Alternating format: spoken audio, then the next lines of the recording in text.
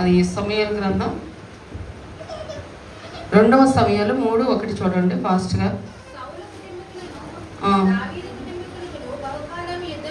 సౌలు కుటుంబీకులకు దావీదు కుటుంబీకులకు బహుకాలము యుద్ధము జరగగా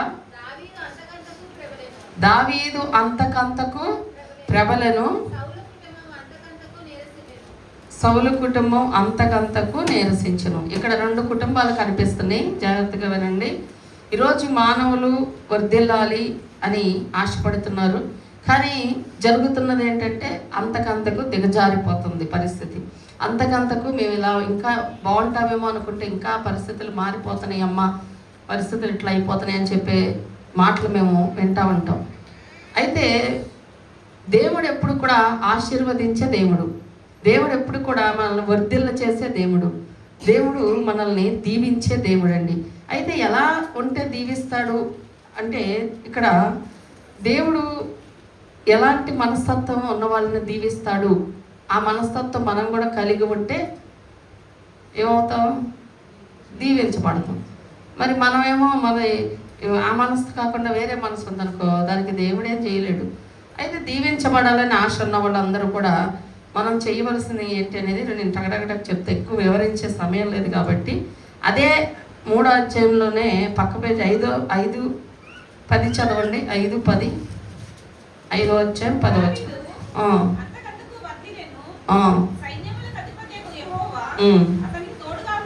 సైన్యములకి అధిపతియగు యెహోవా అతనికి తోడుగా ఉండెను. ఎందుకు వర్ధిల్లాడు దావీదు అంటే దేవుడు అతనికి తోడుగా ఉన్నాడు. ఎవరికైతే దేవుడు తోడుగా ఉంటాడో వాళ్ళు ఏమవుతారండి? వర్ధిల్లుతూ ఉంటారు.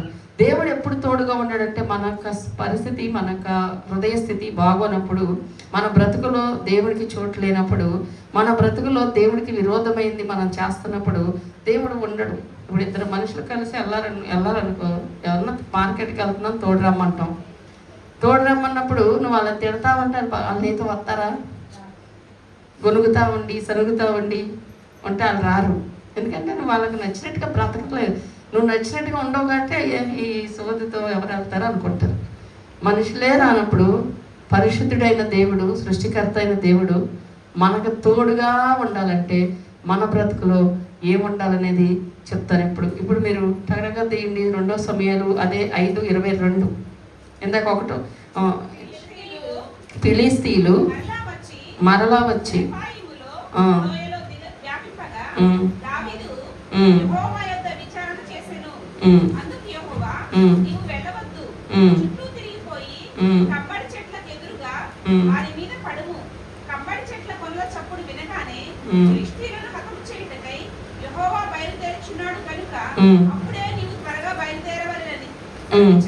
చాలండి ఒక్క నిమిషం. ఇక్కడ దేవుడు దావీదుకి ఒక ప్లాన్ చెప్తున్నాడు. అక్కడ ఏం జరుగుతుందంటే యుద్ధం వచ్చిందయ్యా ఏం చేయమంటావు అని ఏం చేశాడు? ముందు ప్రార్థన, దేవుడి దగ్గర విచారణ చేశాడు. మన జీవితాల్లో ఏ సమస్య వచ్చినా ఇందాక ప్రశాంత్ చెప్పింది చూసారా, ప్రార్థన అనే ఆయుధం. అది ఒక్కడ చాలండి. ప్రపంచం అంతా ఒక ఎత్తు, ప్రపంచ లోక సంపదలన్నీ ఒక ఎత్తు, ప్రార్థన ఒక ఎత్తు. ప్రార్థన చేసేవాడికి ప్రపంచం భయపడింది, ప్రార్థన చేసేవాడికి సాతాను భయపడింది, ప్రార్థన చేసేవాడికి పరిస్థితులు భయపడతాయి. పరిస్థితులు కూడా మోకాళ్ళు వేయాల్సింది ప్రార్థన ముందు. ఎందుకంటే పరిస్థితులని మార్చగలిగిన దేవుడు. మనం ఎలా? ప్రార్థన ద్వారా. ఇప్పుడు ఈ ఆయుధం ఎంతమంది మీరు పొందుకున్నారో నాకు తెలియదు. పొందుకున్న వాళ్ళు దాన్ని అదొక్కటి ఉంటే చాలా. మీరు ఎక్కువసేపు ప్రార్థన చేయగలుగుతున్నారా? దేవుడి దగ్గర మీరు అడగగలుగుతున్నారా? లేదు మా ఒక అరగంట చేయగానే ఇసుకొస్తుంది, ఇంకా ప్రార్థన అంతా అయిపోతుంది, ఏం మాట్లాడాలో తెలియట్లేదు, ప్రార్థన పొద్దున్న చేసాక మళ్ళీ అదే చేయాలా, ఇంకేముంది చేయడానికి, ఈ మైండ్ ఉన్న వాళ్ళు గెలవలేదు. కనీసం ఈజీగా ఒక 3 గంటల పైన ప్రార్థన చేసే ఆత్మ నడిపింపు మనకి ఎప్పుడైతే వచ్చిందో వాళ్ళు ఖచ్చితంగా ఎక్కడైనా గెలుస్తారు. ప్రార్థనలో పోరాడేవాళ్ళు ఇందాక పాడింది కదా, ప్రార్థనలో పోరాడితే ఓడిపోవడం అసాధ్యం. నువ్వు ఏదైనా ప్రార్థన చేయి, ఏ విషయమైనా ప్రార్థనే. నా బలం ఏంటంటే ప్రార్థన అని చెప్పాలి. మన ఆయుధం ఏంటంటే ప్రార్థన అని చెప్పాలి. నీ బలం ఏంటంటే నా ఉద్యోగం, నాకు జీతం వచ్చింది కాబట్టి సరిపోయిద్ది, నాకేం భయం లేదు, నాకు బంధువులు ఉన్నారు ఏం భయం లేదు, ఇది కాదు చెప్పాల్సింది. బంధువులు పోతారు, డబ్బు కూడా పోద్ది, ఉద్యోగం పోద్ది, వ్యాపారాలు పోతాయి, చరిత్రలే మారిపోతాయి, రాజుల చరిత్రలే మారిపోతాయి. కొన్నిసార్లు ఒక మంత్రి కావచ్చు, ఒక ఎమ్మెల్యే కావచ్చు, ఒక మినిస్టర్ కావచ్చు, ఎవరైనా సరే తారుమారైన పరిస్థితులు లేవా? మొన్నటిదాకా ఒక పార్టీలో ఒక ఎమ్మెల్యేకి చాలా విలువ ఉంది. మొన్న ఆయన్ని పట్టుకొని అరెస్ట్ చేశారు. చెప్పలేము ఎప్పుడు ఏ మనిషి పరిస్థితి తారుమారైద్దో తెలియదు. కానీ దేవుడే కనుక మనకు తోడుగా ఉంటే ఎప్పుడు కూడా విజయాన్ని మనకి ఇస్తాడు. ప్రార్థన చేసేవాళ్ళం అయితే మనం దేవుడి దగ్గర ఖచ్చితంగా విజయాన్ని ఇస్తాడు. ఇక్కడ దావీదు బలగం ఉంది, సైన్యం ఉంది, రథాలు ఉన్నాయి, సామాగ్రి ఉంది. ఆ యొక్క శత్రు సైన్యాన్ని ఎట్లా జయించాలో ప్లాన్ ఉంది. కానీ అన్నీ ఉన్నాయి కదా, బయలుదేరలా. ప్రార్థన చేశాడు. దేవుడు అంటున్నాడు, ఇగో నేను ఇలా ఇలా ఇలా ఇలా ప్లాన్ చెప్పాడు. అంతే, ఈజీగా గెలిచాడు. దేవుడు బయలుదేరాడంట. మనం ఏదైనా ప్రార్థన చేస్తే మన ప్రార్థన వ్యర్థంగా పాదండి. ఒకవేళ ఇంకా ఇక్కడ మీ ప్రార్థనలకు ఇంకా సమాధానం రాలేదేమో, ఒకవేళ భయపడద్దు. దేవుడు బయలుదేరాడు, ఆల్రెడీ బయలుదేరుతాడు. మన ప్రార్థన ఎప్పుడైతే చేస్తాం మొదలు పెడతామో దేవుడు స్టార్ట్ అవుతాడు. ఆయన కలగ చేసుకోవడం మొదలైపోద్ది మన జీవితంలో. అది ఎప్పుడు ఎండ్ అయ్యిద్ది అనేది కొంచెం టైం పట్టచ్చు, లేదా కొన్నిసార్లు దేవుడు నీకు స్పాట్లో చేయొచ్చు. ఆయా సమయాలను బట్టి ఎప్పుడు చేయాలి, ఏం చేయాలనేది ఆయనే తెలుసు. మనం ఏమనుకుంటాం, ఇప్పుడు అయిపోతే బాగుండు. చాలామంది భక్తి ఎట్లా ఉందంటే, ఇలా చర్చికి రాగానే అలా అయిపోవాలి, చర్చికి రాగానే ఇలా జరిగిపోవాలి, ప్రార్థన చేయగానే జరిగిపోవాలి. అన్నమే ఉడకదు, పొయ్యి మీద పడితే టైం పట్టిద్ది. దేవుడి కార్యం టైం ఉంది. ప్రతిదానికి భూమి మీద ఏముందంట, సమయం ఉంది. దేవుడు చేస్తాడు, నేను వదిలిపెట్టడు. ఆయన నమ్ముకున్నప్పుడు ఆయన నమ్మదగిన వాడు. ఆయన విడిచిపెట్టడండి. కొన్నిసార్లు నష్టపోవాల్సి వస్తుంది. ఆ నష్టంలో ప్రభు వదిలేశాడు కాబట్టి, పట్టించుకోలేదు కాబట్టి ఇంకా దేవుడు నాకు అనుకోకూడదంట. ఎందుకంటే సింహాల బోన్లోకి వెళ్ళాడు. ఎవరు? దానియేలు గారు. వేసేసారు, వేయకుండా కాపాడిన దేవుడు వేసాక కాపాడాడు. కొన్నిసార్లు పరిస్థితుల్లో నిన్ను పంపిస్తాడు, అగ్ని లాంటి శ్రమల్లో నిన్ను నడవనిస్తాడు, కానీ కాపాడకుండా అయితే వదలడు. అగ్నికి అప్పచెప్పడు, జలముల్లో వదిలేయడు, సింహాలకు అప్పచెప్పల, అగ్నిలో వదిలేలా. శద్రకు మేషకు అబేద్నెగోల్ని ఏసేపుని గోతులో వదిలేలా. ఈరోజు నువ్వు గోతులో ఉన్నావో, అగ్నిలో ఉన్నావో, సింహాల బోనులో ఉన్నావో, కానీ వదలు పెట్టడం దేవుడు మనకి ఉన్నాడు. ఆమేన్. అది గుర్తుపెట్టుకో. దేవుడు నా తోడుగా ఉన్నాడు అని నువ్వు నమ్మితే నువ్వు సింహాల మధ్య నడవచ్చు. ఒకవేళ సింహాలు లాంటి మనుషులు, పీక్కు తినడానికి రెడీగా ఉండే మనుషులు ఉంటారు. కానీ ఒక్కటి గుర్తుపెట్టుకో, ఆ మనుషుల పక్కన నా దేవుడు కూడా నీ పక్కనే ఉన్నాడు. అంత శ్రమ నీకు అనుమతించడు. కానీ భయం ఉంటుంది, ఈ సింహాల మధ్యలో ఉన్నాను, ఏంటి నా పరిస్థితి అని.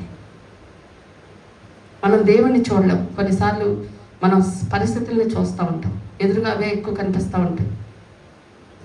ఈ పరిస్థితి ఎలా దాటాలి, ఈ అప్పు ఎలా తీర్చాలి, ఈ రోగం ఎట్లా, దీనికి అసలు మార్గం కనపడతలేదు ఇలా.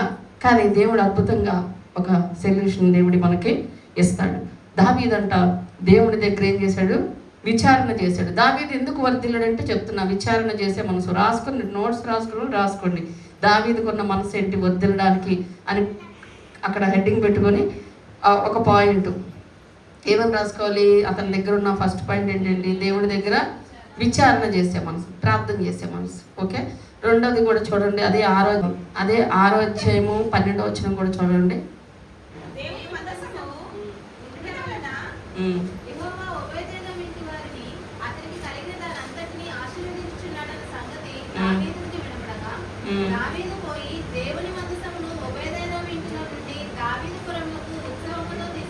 ఉత్సవముతో తీసుకొని వచ్చాను. ఎప్పుడైతే ఓబేదేదోమును దేవుడు ఆశీర్వదించాడని దావీదుకు తెలిసిందో, రాత్రి ఈ టాపిక్కే వాక్యం నడిచింది.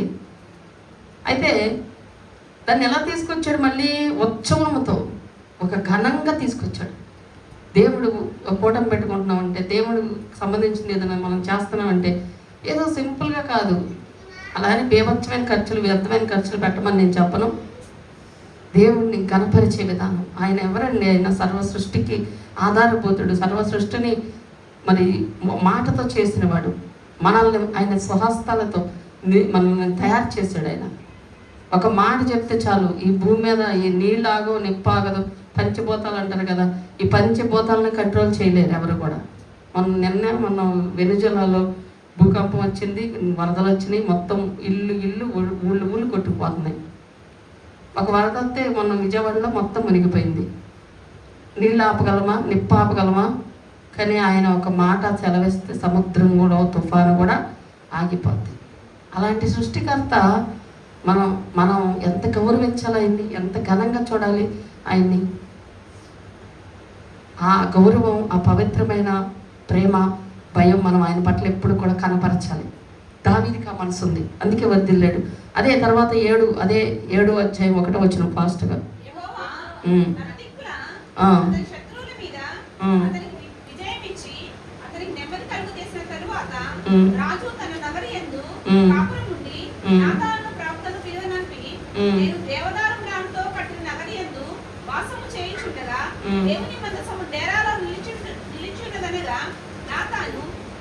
ఓకే, చాలమ్మా.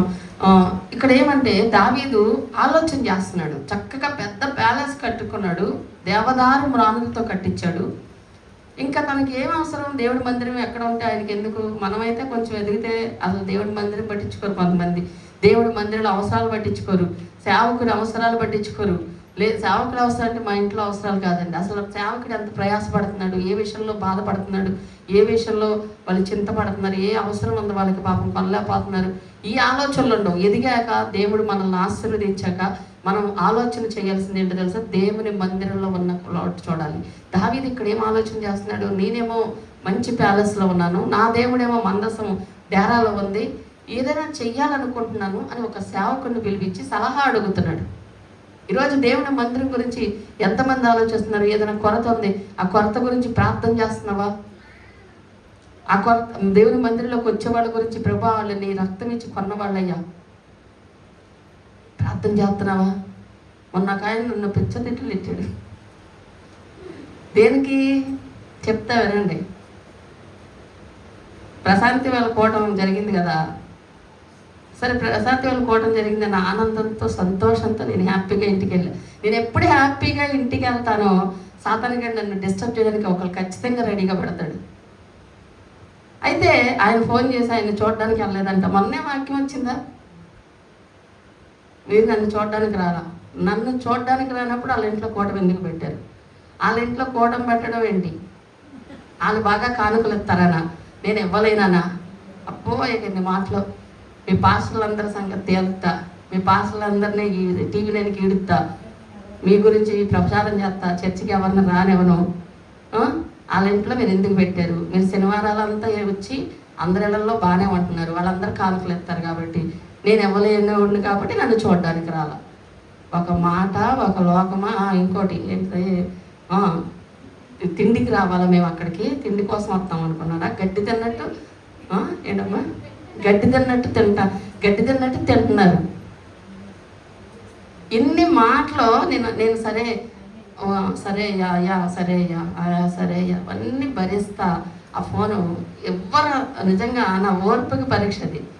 ఇంకోళ్ళు అయితే అసలు ఊరికి ఫోన్ పెట్టేస్తారు, లేదా పొమ్మంటారు.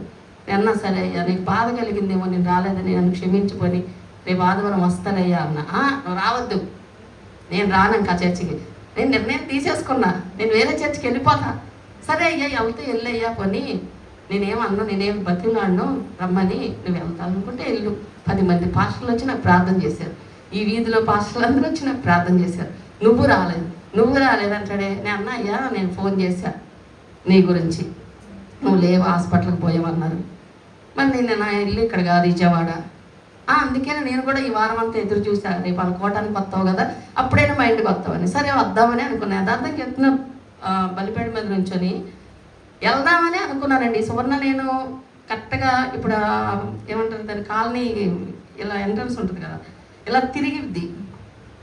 సరే తిరిగేటప్పుడు ఆయన ఏం చేస్తున్నాడు, సైకిల్ వేసుకుని వెళ్తున్నాడు నా ముందు. ఇప్పుడు నేను ఎట్ట వెళ్తాను ఇంటికి? ఆయన సైకిల్ వేసుకొని చక్కగా దోలుతున్నాడుగా. నేను చూసి అనుకున్నా, సరే ఈయన గురించి నేను ఇంటికి వెళ్దాం అనుకున్నా. ఈయనేమో సైకిల్ బాగానే దోలుతున్నాడు, ఆయన చేతికి కట్టుందో ఏమో నేను చూడను. వెనక నుండి చూసినప్పుడు బాగానే ఉంది. నేను బండి దాటిచ్చేసాను, నేను వెళ్ళిపోయా. వెనక ఆయన సైకిల్ కట్టేసుకొని దోలుతున్నాడు. ఆయన కట్టేసుకొని చర్చికి రావడానికి కుదరదు, కానీ కట్టేసుకొని దేవుడి మందిరానికి రావడానికి ఏం కుదరదు, కానీ ఊరంతా తిరగడానికి, మరి వాళ్ళ పనులు చేసుకోవడానికి కుదిరిద్ది. ఇది ఎంత దారుణం, ఎంత అన్యాయం మీరు ఆలోచించండి. చాలామంది మైండ్ సెట్ ఎలాగే ఉంటుంది, వాళ్ళ పనులన్నీ చేసుకుంటారు. దేవుడి మందిరానికి మాత్రం కుదరదండి, ఒంట్లో బాగాలేదండి, బిజీ అండి అని చెప్తారు. అంటే దేవుడు అంత లోకువా, దేవుడు అంత చులకనా? సరే ఎన్ని మాటలు అన్నాడు కదా, చాలా బాధపడ్డా. కళ్ళమ్మటి నీళ్ళు వచ్చినాయి. ఏం ప్రభా, డబ్బు కోసం చేస్తున్నానా నేను?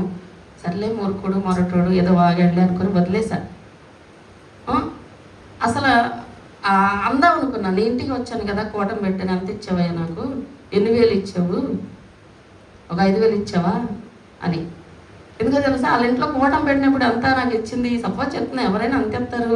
ఎవరో ఒకళ్ళు మామూలుగా 1,000 రూపాయలు ఇచ్చేవాళ్ళు ఉన్నారు, ఒక విజయవాడ వాళ్ళు ఇస్తారు, ఇక్కడ 2-3 గుడివాడలో ఇచ్చేవాళ్ళు ఉన్నారు. మిగతా వాళ్ళందరూ 500. నా పెట్రోల్కి ఎంత అవుతాయి? 500 కూలీ. నీకు ఒక రోజంతా నీ ఇంటి కోసం ప్రయాసపడితే నువ్వు ఇచ్చేది 500. నేను అది కూడా అడగను కనీసం. అసలు డబ్బుని అసలు లెక్క చేయను నేను. ఎందుకో తెలుసు, నాకు ఇచ్చేది దేవుడు కదా అని ఒక మైండ్ నాకు. వాళ్ళు కష్టాన్ని గుర్తించిస్తే అది ఓకే. లేదు ప్రభా అంటే, దేవా నువ్వు తెచ్చుకుంటావు కదా.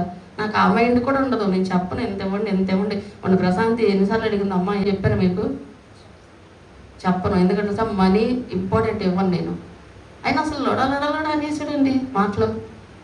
చాలా బాధ అనిపించింది. నీ ఇంటికి వచ్చినప్పుడు ఎంత ఇచ్చావు? 500 ఇచ్చావు. నేను ఆటో మీద ప్యాడ్స్ మళ్ళీ అవన్నీ తీసుకుని వచ్చినందుకు మనీ ఆటోకి 1,200 ఇచ్చాను నేను. ఇప్పుడు నాకు ఎంత మిగులుతుంది? ఎంతలో చెప్పండి. అదే ఇప్పుడు నేను ఆడదాన్ని అయిపోయాను కంటే సరిపోయింది. కానీ ఒక మగ పాస్టర్ అయితే ఎట్ట బతుకుతాడండి ఈ సంఘం మీద? నాకు అర్థం కాదు. సరే ఇన్ని మాట్లాడినాడు, బాధ వేసింది. చాలాసేపు ప్రార్థన చేసా, ప్రభా ఏంటి అని. సర్లే ఓకే, ఏదో తెలియక అన్నాడు. ప్రేమతో అని ఉంటాడులే, అయ్యా నేను వెళ్ళలేదని బాధ కలిగి ఉంటుంది అని. మళ్ళీ నాకే మనసు మారి ఈరోజు వెళ్ళి వాళ్ళ ఇంటికి. మీరు వెళ్తారు ఎవరన్నా? ఈరోజు వెళ్ళా నేను. అక్కడికన్నా అయ్యా నువ్వు ఆదివారం వస్తానంటే, నువ్వు వస్తే నేను ఊరుకొని అన్నాడు. నేను వస్తాను, వస్తా దోసి బయటకు అన్నా. వెళ్ళా. ఇవాళ వెళ్ళి ప్రార్థన చేయడానికి వెళ్తే చూశాడు. లోపలికి ఆవిడ రాండమ్మ గారు అది అంది. సరే వెళ్ళి కూర్చున్నా. ఏంటి అట్టుందన్న. బాగా మంచిగా అసలు ఏమీ జరగనట్టే మాట్లాడాడు అని అంటది. అమ్మ ఏమీ జరగనట్టే మాట్లాడుతున్నాడు అమ్మ. పానీలో మేము అది ఏం చేస్తాము, అన్నీ భరించాలి, అన్నీ సహించాలి. ఇప్పుడు అట్లా ఉండదంటే, నేను అక్కడికన్నా నేను వచ్చేది నిన్ను బదులాడి తీసుకెళ్ళడానికి చర్చికి కాదు, నేను దేవుడికి లెక్క చెప్పాలి. ఇప్పుడు ఆ మనిషి అలా అన్నాడని నేను మానేస్తే నా అహం అడ్డొచ్చి నేను మానేసినట్టు ఉంటుంది. నా అహం అన్నీ చచ్చిపోయింది. ఈ రోజు సేవకు వచ్చినప్పుడు నేను ఖచ్చితంగా నీ ఇంటికి వస్తా. నువ్వు వద్దు అమ్మగారు నా ఇంటికంటే, నువ్వు బయటకు తోసి పర్లా, నేను వెళ్ళిపోతా, అప్పుడు వెళ్ళిపోతా, కానీ వస్తా అంటే. కానీ చర్చికి రమ్మని మాత్రం నేను రావట్లేదు. మా కన్నా అమ్మగారు చర్చి మానేస్తున్నాను ఉంది కాబట్టి చర్చి కోసం బతిలాడతానికి వస్తుందేమో అనుకుంటారేమో. నేను అలా కాదా, రానండి, మీరు ఏ చర్చికి వెళ్ళంటే ఆ చర్చికి వెళ్ళండి అని చెప్పి ఆ రోజే చెప్పాను. వెళ్ళి ప్రార్థన చేసి అంటాడు, అసలు మేము వస్తాం అనుకున్నాం గారు, గంటన్నా చర్చిలో కూర్చున్నాం వచ్చి అని అనుకున్నాం. ఈలోగా మీరే వచ్చారు, అయినా వస్తా అన్నాడు. నేను వద్దులయ్యా, నువ్వు రెస్ట్ తీసుకో, ఓపుకుంటే రేపు బల్లారాధనకు రా అని ప్రార్థన చేసి మళ్ళీ మామూలుగా ఆయనకి ఏమీ మాట్లాడకుండా ఒకటి చెప్పా, సేవకులు నట్టు అనకూడదు, అది తెలుసన్నా తెలియకుండా అన్నా శిక్షే, అది మనం అనుభవించాలి. కాబట్టి అలా మాట్లాడబాకుండా నాది ఒక్కటి చెప్పి ప్రార్థన చేసి వచ్చేసా. వస్తుంటే మళ్ళీ ఇంకొకరు పిలిచారు. పాపము వాళ్ళు ఇల్లు కట్టుకుంటున్నారంట. వాళ్ళ విగ్రహారాధికులు, కానీ వాళ్ళు పిలిచి పాపం ప్రార్థన చేయించుకున్నారు. నాకు చాలా సంతోషం వేసింది. ఎప్పుడో ఒకసారి వస్తారు వాళ్ళు మందిరానికి. అలాంటి వాళ్ళు అంత ఆసక్తిగా ఆ భర్త గారు, ఆ లాయర్ గారు పిలిచి, అమ్మగారు నేను ఇంకా గుర్తుబాట్లు ఎవరో అనుకున్నా, అమ్మ మేము ఇల్లు కట్టుకుంటున్నాం, వచ్చాను ప్రార్థన చేసి వెళ్ళండి అంటే ఇంట్లోకి వెళ్ళి ప్రార్థన చేసి వచ్చాను. వీళ్ళ కోసం దేవుడు అలా నన్ను నడిపించాడేమో అనిపించింది. నేను వాళ్ళ ప్రేమ, అలా ఆసక్తి నాకు నచ్చింది. ఇట్లాంటి వాళ్ళు ఉంటారండి. ఇలాంటి వాళ్ళు దేవుడి మందిరం గురించి ఆలోచించరు, దేవుడి గురించి ఆలోచించరు.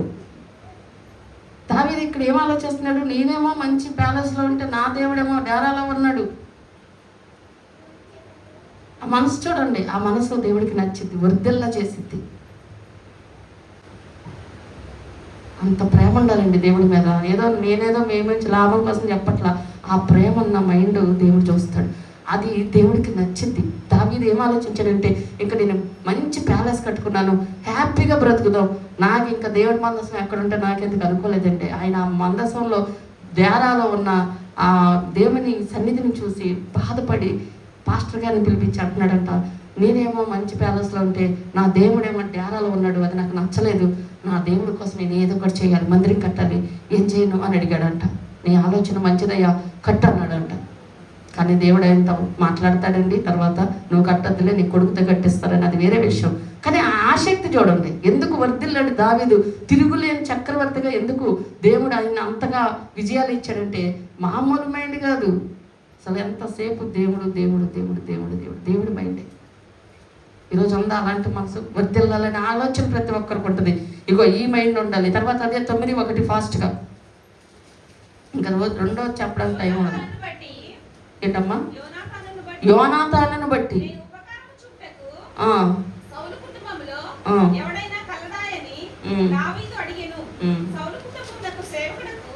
ఓకే చాలండి. నేను అది మొక్క మళ్ళీ చదవండి. యోనాతానును బట్టి ఉపకారము చూపుటకు చాలండి. ఉపకారం చేసే మనసు, మేలు పొందాడు ఒకప్పుడు ఆ తండ్రి వలన. యోనాతాను అనే ఒక ఫ్రెండ్ ఉండేవాడు దావీదుకి, సౌలుకి కొడుకే, శత్రువు కొడుకు, ఈయనకేమో స్నేహితుడు, చాలా ప్రేమ ఇద్దరికి కూడా.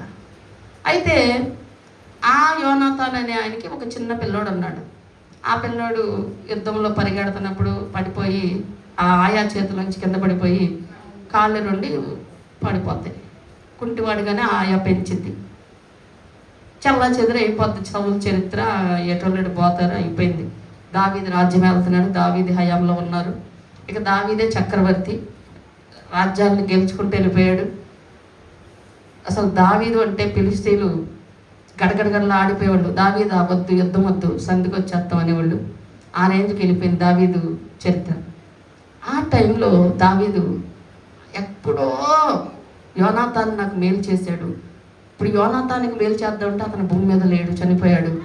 కానీ ఆయన కొడుకైనా కూతురైనా ఉన్నారేమో, ఒకవేళ వాళ్ళకైనా నేను ఉపకారం చేయాలి అనే మనసుతో అతని దగ్గర ఉన్న పనివారిని పిలిచి అన్నాడంట, యోనాతాను కుటుంబంలో ఎవరైనా ఉన్నారా, ఒకసారి ఎంక్వైరీ చేయండి, నేను వాళ్ళకి ఉపకారము చేయాలనుకో. ఈరోజు ఉందా? ఎదురుగా చేసిన వాళ్ళనే మర్చిపోతున్నారు. మేలు పొంది ఏంటంటే ఇప్పుడు నువ్వు ఈ మాత్రం చేసావని నేను పెద్ద పొగడాలా అని తిడుతున్నారు. పైగా మేలు పొందిన వాళ్ళు దేవుడి మనసు ఏంటో తెలుసా? దేవుడు హెచ్చించాలంటే నిన్ను, నీకు ఉండాల్సిన మనసు ఏంటో తెలుసా? నువ్వు ఎవరి వలనైనా మేలు పొందితే నువ్వు కృతజ్ఞత కలిగి ఉండాలి.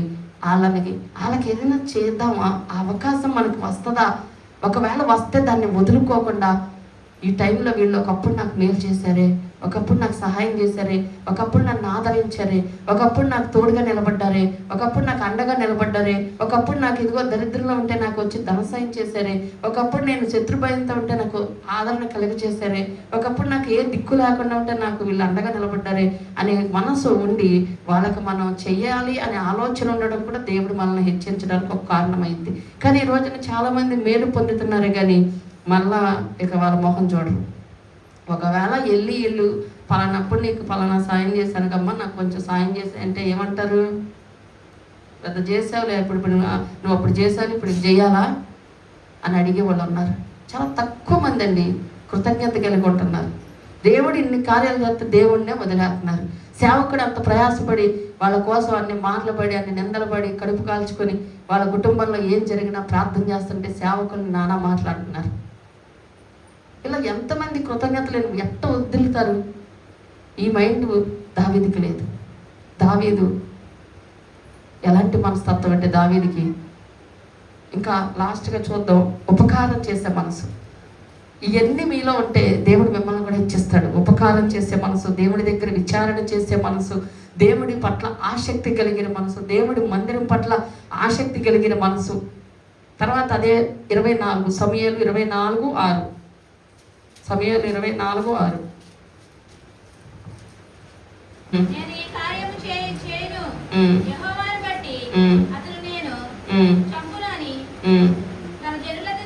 చెప్పాను. చాలండి. దేవుడికి మహిమ కలుగును గాక. హల్లెలూయా. శత్రువు దొరికితే దావీదు అంటున్నాడు, దేవుని చేత అభిషేకించబడిన వాడిని నేను ముట్టుకోను అని చెప్తున్నాడు. ఈరోజు ఎవరైనా మనకు దొరికితే మనం మామూలుగా ఉండదు. వాళ్ళతో డైలాగ్ వేసే అవకాశమే కనుక మనకు వస్తే ఆ ఛాన్స్ అస్సలు మిస్ అవ్వము. కానీ వదిలేసేసి చూడు, దేవుడి ఆశీర్వాదాలు ఎలా ఉంటాయి. వాళ్ళు ఒకవేళ అంతకుముందు నిన్ను బాధ పెట్టి ఉండొచ్చు, గాయపరిచి ఉండొచ్చు, నిన్ను ఎంతగానో ఇబ్బంది పెట్టి ఉండొచ్చు. వాళ్ళు మళ్ళీ కనుక నీకు ఒకవేళ నీ సహాయం కోరి వస్తే, లేదా వాళ్ళకి టైం బాగోక మళ్ళీ నీ దగ్గరికి వస్తే, పాత ఎన్ని ఎత్తి నువ్వు అట్లా అన్నావుగా ఆ రోజు, ఎట్లా అన్నావుగా ఈరోజు, వాళ్ళతో ఇలా చెప్పావుగా, వీళ్ళతో ఇలా చెప్పావుగా, ఇవన్నీ కాదు. వాళ్ళు అడిగిన దానికి నువ్వు చేయాలి మౌనంగా, సైలెంట్గా. ఎందుకో తెలుసా? యెహోవాను బట్టి. ఇక్కడ దావీదు వదిలేయడానికి కారణం ఏంటి? సౌలుకు భయపడా? సౌలుకు అసలు ఎందుకు భయపడతాడు? దావీదే వీరుడు. సౌలుకి భయపడి కాదు వదిలేసింది, యెహోవాకు భయపడి, దేవుని పట్ల ఆయనకున్న ప్రేమ, ఆయన ఆజ్ఞల పట్ల ఆయనకున్న భక్తి, ప్రేమ. నువ్వు ఎప్పుడైనా దేవుడిని బట్టి, ఈరోజు నేను అమలేష్ ఇంటికి వెళ్ళడానికి 10 కోట్లు ఇచ్చిన వెళ్ళం, చెప్పాలంటే 10 కోట్లు అక్కడ పెట్టి వెళ్ళమని వెళ్ళను, నా ఆహం అలాంటిది. కానీ నా దేవుడిని బట్టి నేను ఒకటి అనుకున్న, ప్రభా నిజంగా నేను మారాలంటే ఎట్లా తెలిసింది? ఇగో ఇట్లా అన్ని తిట్లు ఇచ్చినా నేను వెళ్ళి ఆయన ఇంటికి వెళ్తా. ఈరోజు దేవుని బట్టి నువ్వు ఏం చేస్తావో, ఎంత తగ్గించుకుంటావో, ఎన్ని ఓర్చుకుంటావో, వాటన్నిటికీ దేవుడు ఇస్తాడండి ప్రతిఫలం. దావీదు మైండ్ అదే. శత్రువు దొరికాడు ఒంటరిగా, చంపేయచ్చు ఈజీగా, కానీ దేవుడు అతన్ని అభిషేకించాడు కదా సౌలుని రాజుగా, ఇశ్రాయేలీయుల మీద రాజుగా. దేవుడి అభిషేకాన్ని నేను ఎట్లా దాన్ని పాడు చేయగలను అని దేవుడికి భయపడ్డాడు. ఈరోజు నువ్వు వాక్యానికి భయపడితే, వాక్యాన్ని బట్టి కనుక మనం ఏదైనా మనం ఛాన్స్ వచ్చినా వదిలేస్తే, యోసేపు కూడా భయపడ్డాడు. పాపం చేసే ఛాన్స్ వచ్చింది, ఒక స్త్రీ ఆయన లాగింది. అదే ఇంకొకళ్ళైతే ఎంత మంచి ఛాన్స్ ఎలాగ వదులుకుంటే ఇప్పుడు నన్ను మగోడు కాదా అనుకుంటుందేమో, ఇప్పుడు నా పరువు ఏమైపోద్ది, ఇవన్నీ అనుకోలేదండి. యోసేపు పారిపోతున్నప్పుడు ఒక్కటే మాట అంటాడు, ఏమంటాడంటే, నా దేవునికి విరోధంగా నేను ఎట్లా చేస్తా ఇంత నీచ కార్యం అంటాడు. దేవుడికి భయపడ్డాడు. అక్కడ ఆమె ఏం చేసిద్దో, వాళ్ళ ఆయన ఏం చేస్తాడో ఏం ఆలోచించాల. ఈరోజు ఏదన్నా రిజెక్ట్ చేయడానికి ఆ మనుషులు ఏమో టార్గెట్ చేస్తారేమో, ఈ మనుషులు మమ్మల్ని ఎన్ని తిడతారో, ఈ భయం ఎక్కువైపోతుంది. అసలు దేవుడు ఏమంటాడన్న భయం లేదు జనాలకి. ఈ రోజున మనుషులు ఏమంటారో అని మనుషుల మాటలకు భయపడుతున్నారు. అలా భయపడినంతకాలం మనం వర్ధిల్లమండి. మనుషులకు భయపడద్దు. మనుషులు మనల్ని ఏమీ చేయలేరు. దేవుడు తోడుకుంటే దావీదుని ఎవడన్నా ఏమైనా చేశాడా? ఎవ్వరు టచ్ చేయలేకపోయారు దావీదుని. బతికినంతకాలం కింగ్లానే బతికాడు. దేవుడు మనకు తోడుగా ఉంటే వాళ్ళు ఎంత బలవంతులైన అవతల వాళ్ళు ఎంత గొప్ప వాళ్ళైనా ఏమి చేయలేరు. కాకపోతే ఒకటి, వాక్యానికి లోపడాలి. వాక్యాన్ని బట్టి, దేవుణ్ణి బట్టి నువ్వు ఏదైనా తగ్గించుకున్నావా, దేవుణ్ణి బట్టి నువ్వు నోరు మూసుకుంటున్నావా, దేవుణ్ణి బట్టి నువ్వు ఏదైనా విషయంలో సమాధాన పడుతున్నావా, దేవుణ్ణి బట్టి నువ్వు ఓర్చుకుంటున్నావా, దేవుణ్ణి బట్టి నువ్వేం చేస్తున్నావు. నాకేం తక్కువండి వాళ్ళ మాటలు. అసలు అంత మాట అన్నాక అసలు చిచ్చి వాళ్ళ మొహం కూడా చూడను అంటే అక్కడ దేవుడికి విలువేది? పలానప్పుడు నన్ను ఇంత బాధ పెట్టారు, వాళ్ళంటికి నేను పోను అంటే ఇక అక్కడ దేవుడికి నువ్వు ఇచ్చే విలువేది? అంటే నీ అహం నెరవేర్చుకునేటట్టుగా నువ్వు బ్రతికినంతకాలం దేవుడి కార్యాలు మన జీవితంలో జరగవు. దేవుడిని బట్టి 10 మెట్లు కాదు 1000 మెట్లైనా దిగి చూడు, దేవుడు నిన్ను 1,00,000 మెట్లు ఎక్కెత్తాడు. ఆ ఆశీర్వాదం దేవుడికి ఎక్కిస్తాడు. ఎందుకంటే ఆయన పైకి లేకపోతే ఆపగలిగిన వాడు ఎవడు కూడా లేడు. పాడంగా ఇందాక, నీవు కరుణించగా కలుగనిదేముంది, వాక్కును పంపగా జరుగనిదేముంది. ఒక్క వాక్కు, ఆయన మాట అట్లా పంపితే కార్యం జరిగింది. మార్చాలి అని అడుగుతాంగా, ప్రార్థన చేస్తాంగా. ఎందుకంటే ఆయన మాటకున్న పవర్ అది. మంత్రి దగ్గరికి, ఎమ్మెల్యే దగ్గరికి వెళ్ళి ఒక మాట చెప్పండి అంటాం. వాళ్ళు ఒక మాట చెప్తేనే నీకు పనులు జరిగితే, మరి సర్వశక్తి మంత్రి అని దేవుడు ఒక మాట చెప్తే అవ్వవా? అవుతాయి. కానీ మరి ఆ మాట చెప్పాలంటే మన బ్రతుకులో కూడా జాగ్రత్త ఉండాలి, దేవుని పట్ల భయం ఉండాలి, దేవుని దగ్గర ప్రార్థన చేసే మనసు ఉండాలి, దేవుని పట్ల మనకి గౌరవం ఉండాలి, దేవుని అంటే ప్రేమ ఉండాలి, కృతజ్ఞత ఉండాలి. దావీదు జీవితంలో దావీదుని దేవుడు ఎందుకు హెచ్చించాడనే దానికి ఈరోజు వాక్యం చెప్పాం. మళ్ళీ రేపు వారం సౌలు జీవితంలో ఎందుకు సౌలు అంతకంతకు దిగజారిపోయాడు, అంతకంతకు సౌలు ఎందుకు ఓడిపోయాడు, అంతకంతకు ఎందుకు నాశనం అయిపోయాడు అనే పాయింట్ సౌలు గురించి రేపు వారం చెప్తాను. ప్రార్థన చేసుకుందాం. చిన్న ప్రార్థన చేసుకోండి. ఈ నోటితో ఏం చెప్తావు ఈరోజు దేవుడు దాన్ని జ్ఞాపకం చేసుకున్నాను. నోరు తెరిచి చెప్పండి దయచేసి. నోరు మూసుకొని అలా మౌనంగా ఉండదు ఎవరో. నువ్వు వర్ధిల్లాలంటే ప్రార్థన చేయాలి. ఏ విషయమైనా ప్రార్థన చేయాలి. శత్రు భయం ఉందా? నీ శత్రువు ఎవరో కాదు, నీ భర్తే అవ్వచ్చు, కొన్నిసార్లు నీ ఇంట్లో వాళ్ళే అవ్వచ్చు. ప్రార్థన చేయి. అసలు ఎందుకు ప్రభా నేను నమ్ముకున్నాను, నేను ఎందుకు ఎంత బాధపడాలి, ఏంటి నీ ప్రణాళిక ఏంటి అడుగు, చెప్తాను తెలుసుకుంటే కదా. తిండి మానే అవసరమైతే తిండి మానేసి పడేడు 5 పాదాల దగ్గర నాకు వాగ్దానం చేశాడండి దేవుని కొన్ని విషయాల్లో. ఇంట్లో ఎంతో దరిద్రం, ఎంతో ఇబ్బంది పరిస్థితి, అప్పులు, బాధలు, వడ్డీలు నేను పడుతున్న పట్టుకు నేను దేవుడిని అడిగా, ప్రభు నా పరిస్థితి ఏంటి, నేనేం సరి చేసుకోవాలి, నేనేం మార్చుకోవాలి, ఇంకా ఏం నేర్చుకోవాలి తండ్రి అని నా దేవుడిని అడిగినప్పుడు నా దేవుడు నాకు కొన్ని నియమ నిబంధనలు చెప్పాడు. అలాగే ఒక వాగ్దానం చేశాడు, యెహోవా నా కాపరి, నీకు లేవి కలగదని వాగ్దానం నాకు దేవుడు ఇచ్చాడు. ఆ టైంలో నిజమే. ఆ రోజు నుంచి నాకు నేను కొన్ని సరి చేసుకున్నప్పుడు నా దేవుడు ఈ రోజు వరకు నాకు ఏమీ లేదు. ఏ విషయంలో నువ్వు ఆ విషయంలో నువ్వు ప్రభువుని గట్టిగా పాదాలు పట్టుకుని ఏడు. నాకు కనుక బాధ వస్తే ఇక నేనేమి తిండి తిన్నాను, నీళ్ళు తాగను, ఇక ఎవరితో మాట్లాడిన ముందు నా దేవుడితో కూర్చొని అది సాధించే వరకు లేకనే నా మైండ్ సెట్ చెప్తున్నా. ఎందుకంటే నాకు ఇచ్చిన ఆయుధం అయినా అది ఒక్కటే ప్రార్థన అనే ఆయుధం తప్ప నాకు ఇంకా వేరే ఆయుధాలు ఏమి నాకు తెలియదు. ఈ లోకంలో కొన్ని చోట్ల గెలవాలంటే ఈ లోకంలో పడే కుయుక్తి, దౌర్జన్యం, అన్యాయం, మోసం, కపట ప్రేమలో ఈ ఆయుధాలు చాలా మంది వాడుతున్నారు. ఇప్పుడు అవి ఒకరోజు నాశనం అయిపోతాయి, ఒకరోజు అవి అంతరించిపోతాయి. ఎల్లకాలం ఎవరిని మోసం చేయలేవు, ఎల్లకాలం ఎవరి మీద దౌర్జన్యం చేయలేవు, ఎల్లకాలం ఎవరి విషయంలో కపట ప్రేమ చూపించలేవు. అసలు స్వరూపం బయటపడే పరిస్థితి వస్తుంది. కానీ నువ్వు ప్రార్థన ఆయుధాన్ని కనుక నువ్వు కలిగి ఉంటే దేవుడు నిన్ను ఖచ్చితంగా నీకు సమాధానం ఇచ్చే దేవుడు, విచారణ చేయ దేవుడి దగ్గర దేవుడు నిన్ను ఇచ్చిస్తాడు ఖచ్చితంగా. కృతజ్ఞత ఉందా? దేవుడి మందిరంలో అసలు ఏమన్నా ప్రేమ ఉందా? దేవుడి మందిరంలో ఆత్మలేని ప్రభా ఆత్మలను పంపుని ఆయన మందిరాన్ని కట్టించావు కదా అని అవి ప్రార్థన చేస్తున్నావు. ప్రత్యేకంగా దేవుడి కార్యాల పట్ల ఆసక్తి ఉండాలి. దేవుడి మందిరంలో కొరతలు ఏంటి, ఏది అవసరం అక్కడ ఏది లేదు, నా వల్ల కాదుకొని ప్రార్థన చేద్దాం కనీసం. ఆ విషయంలో నీకు దేవుడి బట్టి ఎవరినైనా క్షమించావా? దేవుడిని బట్టి ఏదైనా సరే మానుకున్నావా? యెహోవాను బట్టి నేను సౌలును వదిలేస్తున్నాను అన్నాడు దావీదు. దేవుని బట్టి ఏం వదిలేస్తున్నావు? ఏ పగలు వదలను. కొంతమంది ఆడుతూ ఉంటారు, దేవుడు అన్నాడు నువ్వు క్షమించు, నేను చూసుకుంటా అన్నాడు. ఒకవేళ నేను బాధ పెట్టిన వాళ్ళైనా సరే నువ్వు క్షమించు, పగ తీర్చుడు నా పని, నేను చూసుకుంటా అన్నాడు. మనమే చూసుకుంటే మనం ఏం చేస్తాం? ఏం చేయలేం. ఈ మనుషులను వంచడం ఎవరి వల్ల కాదు. మనిషి ఎంతగా చెడిపోయాడంటే దెయ్యాలు కూడా వాళ్ళకన్నా బెటర్ అనిపించినట్టుగా చెడిపోయాడు. కన్న తండ్రిని నమ్మడానికి లేని రోజులు ఇవి. ఎంత పాపాలు ఎలా ఉన్నాయో ఆ రోజు. ఈరోజు మళ్ళీ దేవుని రాకడ సమయంలో కూడా అదే పరిస్థితులు ఉంటాయని దేవుడు చెప్పాడు. నోవహ దినములు ఎలా ఉన్నాయో, సొదొమ గొమొర్రా దినాలు ఎలా ఉన్నాయో, మనిషి కుమారుని దినాలు కూడా అట్లనే ఉంటాయి అన్నాడు. సేమ్ అదే జరుగుతుంది ఈరోజు. ఎంతమంది అంటే అసహ్యకరమైన ఎనాల్సి అవుతుంది. ఎంత దారుణం అనిపిస్తుంది కొన్ని జీవితాలను చూస్తుంటే. మనం ఎంత భయంకరమైన దినాల్లో ఉన్నామో అర్థం కావట్లేదు మాకు. దేవుడి ప్రేమ, దేవుడి కాపుదల, దేవుడి క్షమాగుణం మనం కలిగి ఉండాలి.